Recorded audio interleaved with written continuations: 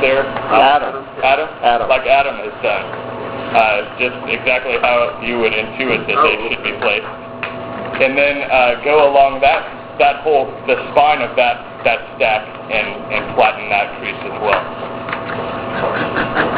Oh, excellent. Sure.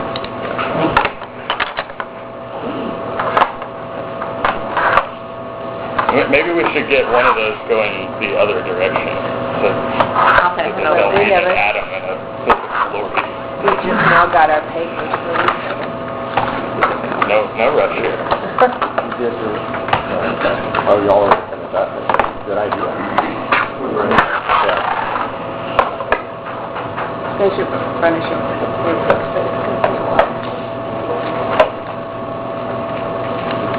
Do we pull that all at once?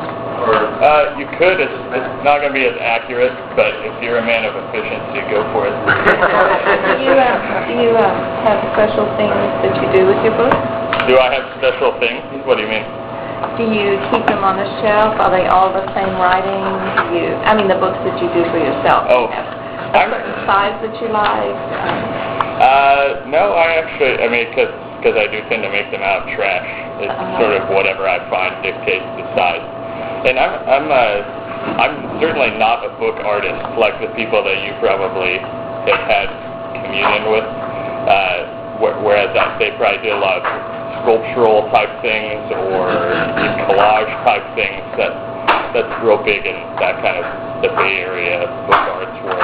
But well, at the university, I'm in the art department. They teach a book art class every semester. That you teach? Yeah. Who teaches it? I think it's Bailey Lou now. I'm not sure, but they have a teacher that includes that. That's part of the curriculum. Can it be audited? And that's a fascinating world. I work in a production. Different, yeah. That's just how I am. I like just making. Do you do cases as well? Do you flip cases as well? Oh yeah, actually the bulk of what I make from day to day is boxes, drop spine boxes for rare books.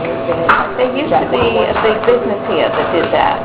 Book Lab. Book Lab. Yeah, my company rose from the ashes of Book Lab. Book Lab has actually since been resurrected too. Has it? It's a strange mystical thing. Both things resurrected from the ashes. Phoenix. Is yours called Phoenix? Yeah, no. His is called Book Lab too. But and yours is called Cloverleaf Studio. What? Cloverleaf Studio. Cloverleaf. Okay. We've been around for about 10 years. Is it lucky? What's that? It could be. I don't know. It's just named after the street it was founded on. But yeah, about half of our business is enclosures. People just send us rare book dealers, and we just pick material. So you know what a drop spine, or you do know what a drop spine is. I have the Book Lab did. I had a friend who worked at Book Lab who did drop boxes for Disney when they were doing the whole collection, and they were very precisely quality people, please, invested, and so I have one that I keep special things in because it was this kind, but I can't ever tell what the flow was. Yeah. So it's got Disney on top. He's got into it. I don't remember what it's got on top, but that's not what's in it. Right. Yeah, they're supposed to be made to. We make them to like the hundredth of a millimeter, and they should theoretically be airtight when set. So that's why it's the preferred means for storing books, because the book doesn't move and the book isn't exposed to air or insects. So they're beautiful. Just beautiful. It's amazing work. I admire it so much. So have you guys done the bone folder? Yeah, we did the Teflon folder. Okay. And unfortunately, the next step is going to be kind of time-consuming because I only was able to bring this one awl. Did you send a scoff? You have an awl? Yeah, I do. It's not likely to be the right. It's probably not going to be the right diameter for this print. Everyone carries their awl. That would make some pretty crude binding. Yeah. So the general idea here is, has everyone? I think we're. Okay, so has everyone's nestled all the yellow? Now you need to put the yellow inside the red. No, but it can stick holes in paper. I mean, What's your size? How would you buy an awl for this work? What is the size? Okay, this is called a bookbinder's awl. Oh, so it's a standard. Yeah, and I'll tell you, if y'all are interested in, these are not the tools that I use. This is not the environment I usually do bookbinding in. But if you wanted to buy these things, they're very inexpensive, and there's a place called Talas in New York, Talas, that sells all this stuff. So some of it is kind of specific. I mean, this thread is bookbinder's thread, and it is 100% linen thread. This is going to last, theoretically, well, the Scientologists let us use it with the guarantee that it would last over 1,000 years. So this is going to last. Whereas thread for your sewing machine may or may not. I don't know. It probably will. Most things, most industry-specific things are kind of stupid. But if you want to be safe, everything from Talas is going to be the right thing that you should be using. And probably for about $30 or $40, you could get everything you would ever need to do this, even on a large scale. If you want to do an addition of 2 or 3, compared to paying someone else to do it, it's cheap. Yeah. And I'm sure you could find this stuff. What were these called? Bone folders. And actually, unfortunately, one of these, strangely enough, is $35. So you should go with this method, this one, which is $3. Jade is really good. Jade is really good for smoothing those holes. Okay.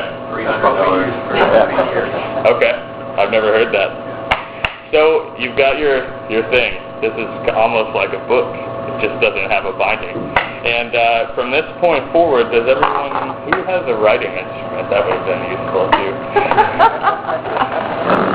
We all have writing instruments. Is a pencil work? Now this is a decision you can make. I did bring these little book covers that we can put on the book after it's done being bound. This is my own little writer's joke to y'all to send you off into the world as writers. But if you don't want to put one of those really crude photocopied covers on your blank book, then you might not want to write what I'm about to tell you to write on your book, which is H at the top. Of the cover? Of the cover? Yeah, at the top of the cover. You could do it on the inside, you could do it really faintly, but we need to, this is kind of unnecessary, but just so you know it right from the beginning, we're going to write H at the top. So we can know which is the top. Yeah, H refers to head. And on any other type of book, it's really important.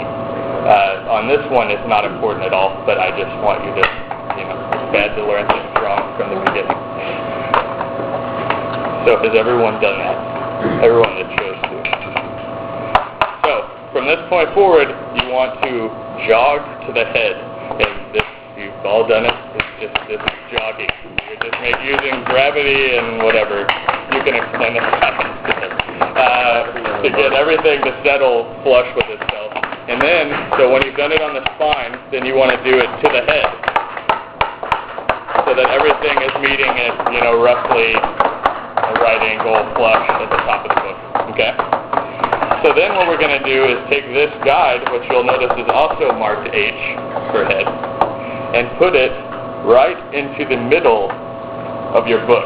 It can be easy to, not be in the middle, so make sure that you are. It's like spiritual. And you want